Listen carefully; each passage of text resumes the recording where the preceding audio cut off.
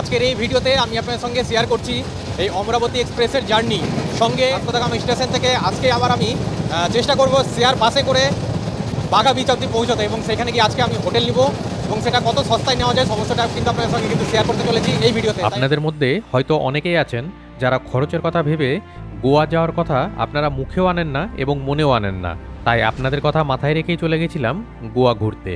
আর এই গোয়া ঘোরার অভিজ্ঞতাই শেয়ার করব আমি গোয়া সিরিজের সমস্ত পর্বগুলিতে, যেখানে আপনারা জানতে পারবেন দীর্ঘ ট্রেন জার্নি এবং ট্রেনের ফেয়ারটাকে যদি আপনারা কনসিডার করতে পারেন তবে আপনারা দীঘা পুরীর মতো করেও খুব সস্তায় কিন্তু এই গোয়াকে আপনারা ঘুরে দেখে নিতে পারবেন।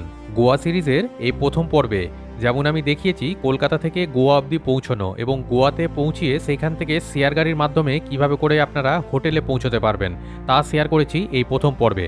পরবর্তী পর্বগুলোতে আমি আপনাদের সঙ্গে শেয়ার করব শেয়ার গাড়ির মাধ্যমে আপনারা পুরো গোয়াকে কিভাবে করে ঘুরে দেখবেন। তো চলুন বেশি কথা না বাড়িয়ে আজকের এই ভিডিওটি শুরু করা যাক।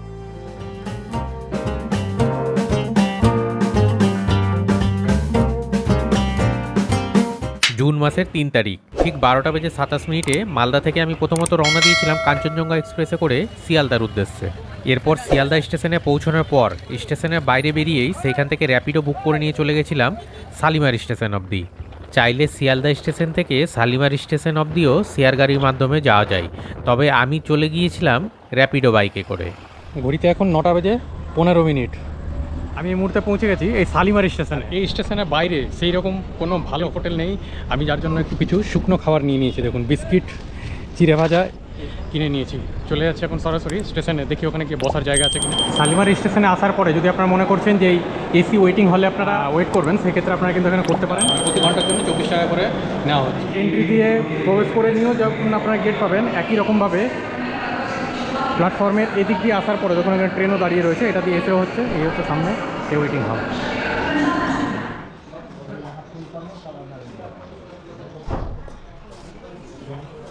শালিমার স্টেশনের 1 নম্বর প্ল্যাটফর্মে রয়েছে ওয়াটার রিফিল কাউন্টার, যেখানে 1 লিটার ঠান্ডা পিউরিফাইড জল শুধুমাত্র 5 টাকার বিনিময়ে পাওয়া যায়। শালিমার স্টেশনে এখন বসে রয়েছি আর বাইরে এত পরিমাণে বৃষ্টি হচ্ছে যে যে অ্যানাউন্সমেন্ট করছে সেটা কিন্তু কোনো কিছু শোনাই যাচ্ছে না যে আমরা যদি এক্সপ্রেস কত নম্বরে দিই। আমি যথারীতি 1 নম্বরে কিন্তু বসে রয়েছে। আর বৃষ্টির যদি কথা বলা যায় আপনাদের একবার দেখাচ্ছি, দেখুন কী পরিমাণে কিন্তু বৃষ্টি হচ্ছে। দেখুন চারিদিক মিলিয়ে এত বেশি বৃষ্টি হচ্ছে সেরকমভাবে কিছু কিন্তু শোনাই যাচ্ছে না। 11টা বাজতে 1 মিনিট জাস্ট দেরি আছে।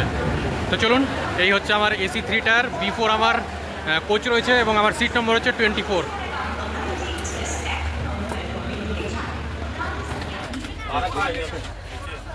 তো এই হচ্ছে 24 সাইড আপার। তো আপাতত নিচে বসি, দেখুন প্যাসেঞ্জার এখন মোটামুটি করছে। তো ট্রেন আমাদের জাস্ট এই মুহূর্তে কিন্তু ছেড়ে বেরোলো এই শালিমার স্টেশন। ঘড়িতে এখন 11টা বেজে 57 মিনিট। আর আজকে কিন্তু 3 তারিখ 3 জুন, আজকে এই শালিমার স্টেশন ছেড়ে বেরোলো আমাদের এই ট্রেন। আর এই ট্রেনের পৌঁছানোর কথা হচ্ছে 5 তারিখে বিকেল 4টের সময়। টোটাল রাস্তা অতিক্রম করবে 57 কিলোমিটার। দেখা যাক এই ট্রেন রাইট টাইমে পৌঁছয় কিনা। আর গোয়া যাওয়ার জন্য একমাত্র ট্রেন হচ্ছে এই 18047 অমরাবতী এক্সপ্রেস, যা শালিমার স্টেশন থেকে ছেড়ে ভাস্কোদাগামা স্টেশন অবধি যায়। তো চলুন পুরো জার্নিটা আপনার সঙ্গে শেয়ার করবো। আজকে রাত্রেবেলা আর বিশেষ কিছু দেখানোর নেই, আমি গেটের কাছে দাঁড়িয়ে আছি, হয়তো আপনার ভিডিওতে দেখে হয়তো বুঝতেও পারছেন। তো আজকে ঘুমিয়ে পড়বো, কালকে সকাল থেকে এই ট্রেনের জার্নিতে কী সুবিধা আছে কী অসুবিধা আছে সমস্তটাই কিন্তু থাকবে এই ভিডিও। গোয়ার নিকটবর্তী স্টেশন হচ্ছে এক হচ্ছে মাডগাঁও, দ্বিতীয়ত হচ্ছে ভাস্কোদাগামা। আমি কিন্তু ভাস্কোদাগামাতে গিয়ে নামবো। এই ট্রেনের মধ্যে যেটা আমি লক্ষ্য করলাম যে এখানকার ক্লিনিং স্টাফরা অনবরত কোচকে কিন্তু ক্লিন করে রাখছিল।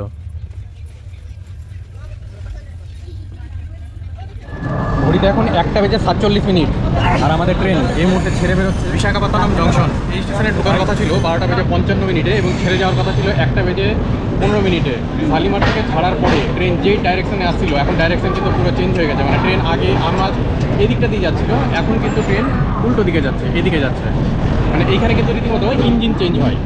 আর এই দেখুন আমি ছেড়ে বেরোলাম এই বিশাখাপত্তনম। শালিমার থেকে ছাড়ার পরে 878 কিলোমিটার পথ অতিক্রম করে আমাদের ট্রেন এই মুহূর্তে এসে পৌঁছেছিল এই বিশাখাপত্তনম জংশনে। আর বাইরে যদি গরমের কথা বলেন মারাত্মক কিন্তু গরম রয়েছে। গোয়া যাওয়ার জন্য একমাত্র ট্রেনের অপশন হচ্ছে এই ট্রেন 18047 অমরাবতী এক্সপ্রেস, যেটা কিনা শালিমার থেকে ছেড়ে ভাস্কোদাগামা অবধি যাচ্ছে। তো যদি আপনারা মনে করছেন যে এই ট্রেনে যাত্রা করবেন তাহলে এই ট্রেনে আপনারা যাত্রা করতেই পারেন। এখন অবধি বিশাখাপত্তনম অবধি আসার পরেও বাথরুমে যথারীতি জল রয়েছে, প্যান্ট্রি কার রয়েছে এখানে, খাওয়ার কোনো অসুবিধা নেই। তাছাড়া এমনি খাওয়ার টুকটাক বিক্রিও হওয়ার জন্য কিন্তু উঠছে। তো চাইলে আপনারা এখানে কিন্তু কিছু খাবার আপনারা কিন্তু কিনেও কিন্তু খেতে পারেন। জল কিন্তু রীতিমতো কিন্তু আছে। এই হচ্ছে সিঙ্গারা, যেটা কিনা 30 টাকাতে 4 পিস করে। মির্চি भी है ना साथ में? 30 रुपया का 4 बताए।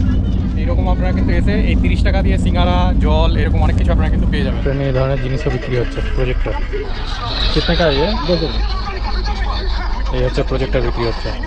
ঘড়িতে এখন 7টা বেজে 43 মিনিট, আর আমি এই মুহূর্তে পৌঁছে গেছি দেখুন এই বিজয়বাড়া স্টেশনে। এই বিজয়বাড়া স্টেশনে পৌঁছানোর কথা 6টা বেজে 45 মিনিটে, আর ছেড়ে যাওয়ার কথা ছিল 6টা বেজে 55 মিনিট। লেট করে পৌঁছলো, তো আপনাদের সঙ্গে শেয়ার করলাম। গোয়া ট্রিপে আজকে আমার কিন্তু এই ট্রেন জার্নির কিন্তু দ্বিতীয় দিন। এখন 9টা বেজে 4 মিনিট আর পৌঁছে গেছি আমি এখন এই দেখুন কোন স্টেশনে। আর এখানে ঠান্ডা জলের জন্য কীরকম ধরনের লাইন একবার দেখুন। এই যে বোতল রিফিলিং 5 টাকা করে নেওয়া হচ্ছে।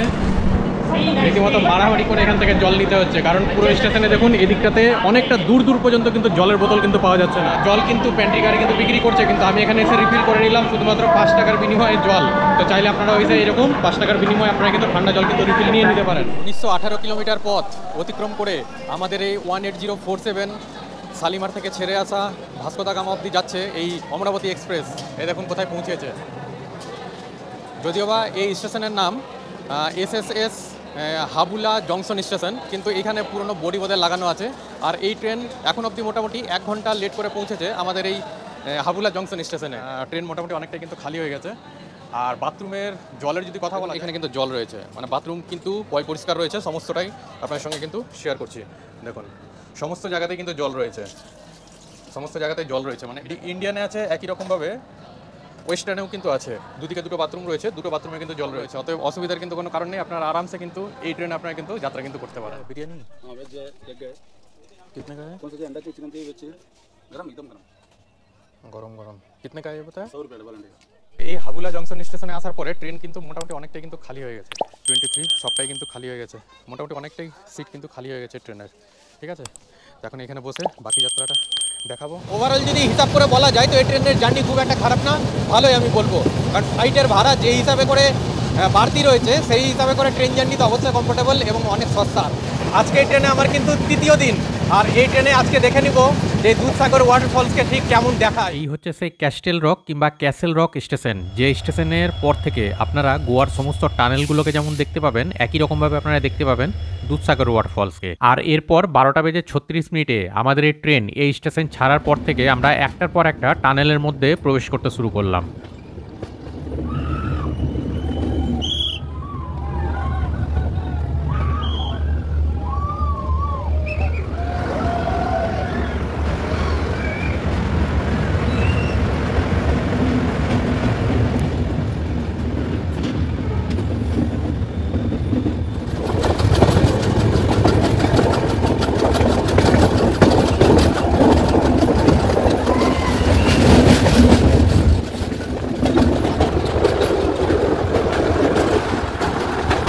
এটাই হচ্ছে সেই দুধসাগর স্টেশন।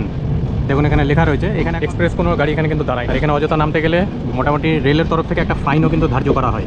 তো অযথা আপনারা এখানে নেমে নিজেদের ঝুঁকি কিন্তু নেবেন না। এই হচ্ছে Dudhsagar waterfalls. Castle rock station থেকে ভাস্কো দা গামার দিকে যখন ট্রেন যাবে তখন প্রথমত আসবে হাতের বাম দিকে, তারপরে আরেকটা টানেল পেরিয়ে গেলে তারপরে আসবে হাতের ডান দিকটায়। এই হচ্ছে দুধসাগর ওয়াটারফলস।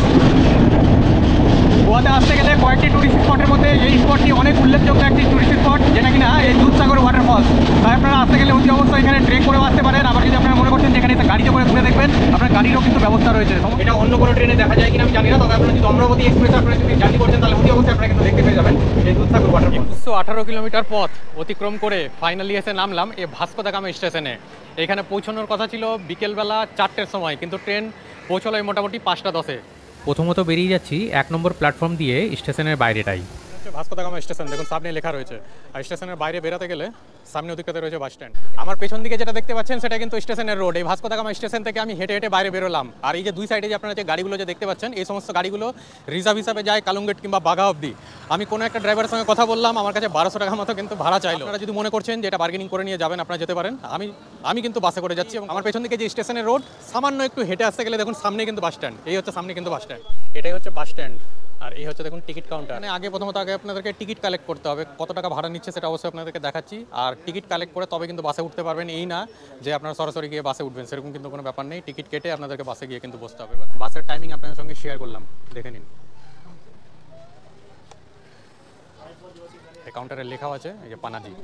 ওদিকটা হচ্ছে স্টেশনের দিক, ওদিক দিয়ে এসে নিয়ে এই সমস্ত সরকারি বাসগুলো এখানে দাঁড়ায়। আর এই হচ্ছে টিকিট কাউন্টার। আর টিকিট আমি কেটে নিয়েছি, দেখুন এখানে টিকিট আমি কেটে নিয়েছি এই যে 48 টাকা করে, 5 জন 240 টাকা লেগেছে। আমার ট্রেনে আরও বেশ কয়েকজন যাচ্ছিল, তারা জানতো না, তো আমি যেহেতু তাদেরকে বললাম ওই জন্য তারাও কিন্তু আমার সঙ্গে কিন্তু চলে যাচ্ছে। আর 48 টাকা করে ভাড়া। আর এই বাসটা পুরোটাই কিন্তু এসি বাস, দেখুন। তো এই বাসে করে এখন কিন্তু জার্নি করবো প্রথমত পাঞ্জিম অব্দি। ঘড়িতে দেখুন এখন 5টা বেজে 43 মিনিট। আর 5ই জুন যথারীতি আমাদের বাস কিন্তু ছেড়ে দিল এই বাস স্ট্যান্ড থেকে। এই আমাদের পেছন থেকে এই যে বাস স্ট্যান্ড দেখাচ্ছি আপনাদের। নন এসি বাসে যাবেন তার কিন্তু কোনো অপশন নেই, এখানে সমস্তটাই সব এসি বাস। আর ভাড়া তো আপনাদের দেখালাম, শুধুমাত্র 48 টাকা কিন্তু ভাড়া। এই সরকারি গভর্নমেন্ট বাস যদি আপনারা অ্যাভেল করবেন মনে করছেন, 7:30 অবধি কিন্তু লাস্ট বাস, এটা কিন্তু আপনারা কিন্তু মাথায় রাখবেন, সেইভাবেই কিন্তু আসবেন। আর যদি অমরাবতী এক্সপ্রেস ধরে যদি আপনারা আসেন তো অতি অবশ্যই আপনারা কিন্তু এই বাস সার্ভিস আপনারা কিন্তু অ্যাভেল করতে পারবেন। আর এই ভাস্কো দা গামা থেকে এই পাঞ্জিম বাস স্ট্যান্ড অবধি total distance 26 kilometre, Vasco KTC bus stand. ঘড়িতে দেখুন এখন 6টা বেজে 23 মিনিট, 5 জুন। এই ফাইনালি আমি পৌঁছে গেলাম এই পাঞ্জিম বাস স্ট্যান্ডে। এই হচ্ছে বাসের সিটিং ক্যাপাসিটি, যতজন প্যাসেঞ্জার থাকে ততজনই দেওয়া হয়, মানে যতগুলো প্যাসেঞ্জার থাকে সেই হিসাবে করে কিন্তু টিকিট করা হয়। ফাইনালি নেমে গেলাম এই পাঞ্জিমে। পানাজি বাস স্ট্যান্ডে নামার পরে তারপরে আপনারা এখান থেকে আবারও কিন্তু বাঘা যাওয়ার কিংবা কালাঙ্গুড় যাওয়ার জন্য আপনারা কিন্তু বাস পেয়ে যাবেন। ওই দিকটাতে নেমেছি, নেমে নিয়ে হচ্ছে এই দেখুন এই হচ্ছে জায়গাটা। আর এই সমস্ত জায়গাতে কিন্তু বাসগুলো দাঁড়াবে, বাঘার বাস। এই পাঞ্জিম বাস স্ট্যান্ড থেকে এই যে বাঘা বিচ অব্দি আমি দিয়েছি, এটা ডিস্টেন্স দেখাচ্ছে টোটাল 17 কিলোমিটার। দেখুন 17 কিলোমিটার। আর সময় নিবে বলছে টোটাল 46 মিনিট। ঘড়িতে যদি টাইম বলা যায় এখন কিন্তু 6টা বেজে 39 মিনিট। বাস ঢোকার সঙ্গে সঙ্গে কিন্তু বাস কিন্তু ছেড়ে দিচ্ছে। আর পাঞ্জিম থেকে এই যে আপনারা যে বাস যে ধরবেন, এই বাসের যে টাইমিংয়ের কথা বলেন, রাত্রি 8:30 অবধি কিন্তু বাস কিন্তু পাওয়া যায়। 8:30 অবধি আপনারা বাস পেয়ে যাবেন এই পাঞ্জিম বাস স্ট্যান্ড থেকে বাঘা কালাঙ্গুড় যাওয়ার জন্য। আপনারা কিন্তু করতে পারেন, এটা কিন্তু অনেক সস্তায় হয়ে যাবে।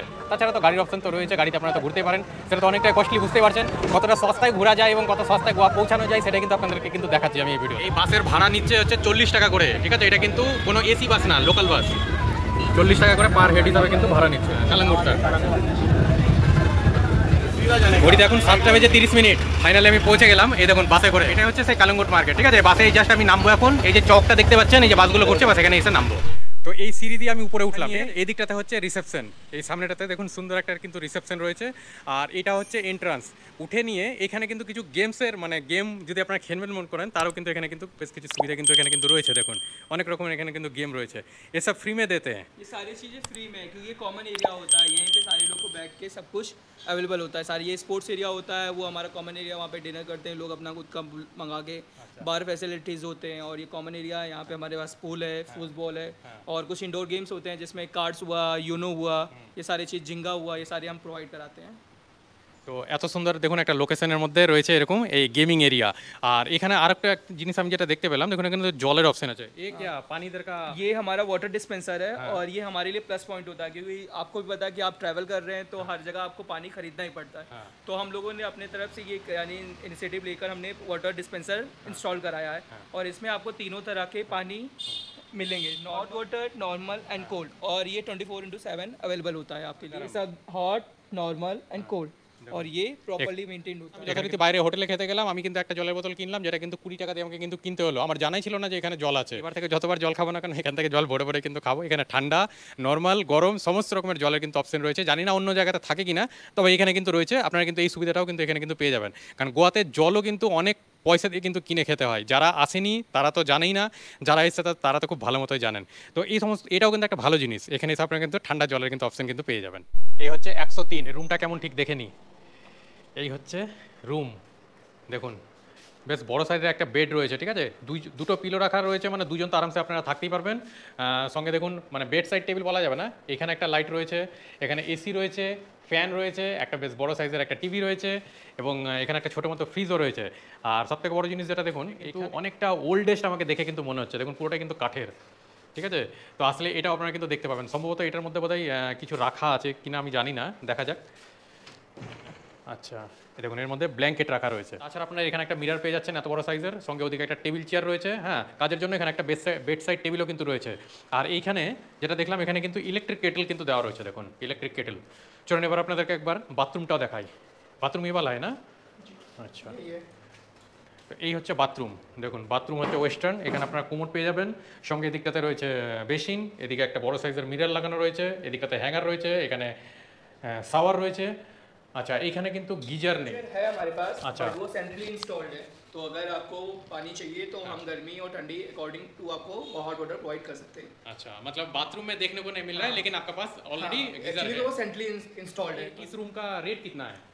इट्स अराउंड 1500 to 2000, बट ये सीजन के हिसाब से ऊपर नीचे होता रहता है, सो ये आप फिक्स मत समझिए, बट हाँ इन बिटवीन होता है। अगर सीजन का अगर बात बोलेंगे तो कौन सा महीने से लेकर कौन सा महीना तक होता है? सीजन यहाँ पे मेनली जो गोवा में स्टार्ट होता है वो होता है November to Jan, but apart from that उसमें भी थोड़े बहुत गेस्ट अक्टूबर में फेब में आते रहते हैं, और क्राउड यानी ऐसा होता है कि हाँ क्राउड अच्छा खासा होता है, और जब सीजन की बात हो तो उसमें 100% ऑक्यूपेंसी होती है, तो वी आप यानी पहले से बुकिंग करके आएँ तो ज़्यादा अच्छा होता है। My booking number is 8766268145। It's a Matt Packers Goa. তো এটা হচ্ছে 205, এই হচ্ছে রুম। এই রুমটাও কিন্তু অনেকটা কিন্তু স্পেসিয়াস রুম। আচ্ছা দেখুন এটাও কিন্তু ডবল বেডরুম, ঠিক আছে। জানি না এখানে দুজনের জায়গায় তিনজনকে অ্যালাউ করে কিনা, তবে বেডটা কিন্তু যথেষ্ট কিন্তু বড় রয়েছে। এদিকে একটা আলমারি রয়েছে, ওইদিকে একটা কাঠের টেবিল রয়েছে, চেয়ার রয়েছে কাজের জন্য, সঙ্গে এখানে বেড সাইড টেবিল এদিকেও রয়েছে, আবার এদিকেও রয়েছে লাইট একটা, এদিকে রয়েছে, এদিকে রয়েছে, আবার এদিকে রয়েছে, আবার দেখুন এদিকেও রয়েছে, মানে ঘরের লাইটের কিন্তু কোনো অভাব নেই, উপরে ফ্যান চলছে।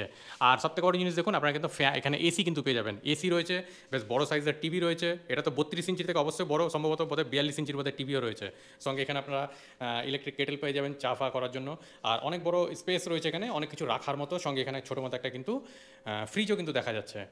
तो इस रूम में अगर कोई सोचता है कि ये तो डबल बेडरूम है, तो कोई अगर सोचता है तो इधर में आके 3 आदमी रहेगा, तो आप लोग अलाउ करते हैं इधर? हम इसमें अलाउ कर सकते हैं, क्योंकि ये डबल सूटेड डिलक्स होता है, तो इसमें अलाउ करते हैं, आप इजीली अकोमोडेट कर सकते हैं, और अगर अपनी तरफ से हम लोग को कुछ हेल्प करना होता है तो एटलीस्ट हम ट्राई करते हैं रीच आउट करने के लिए और पूरी हेल्प करने के लिए। আপনারা দুজনের জায়গায় তিনজনে যদি আপনারা মনে করছেন যে এখানে এসে থাকবেন, আপনারা যদি অ্যাডজাস্ট করতে পারেন তাহলে এনাদের তরফ থেকে কোনো আপত্তি নেই, আপনারা কিন্তু আরামসে এখানে কিন্তু থাকতে পারেন তিনজন।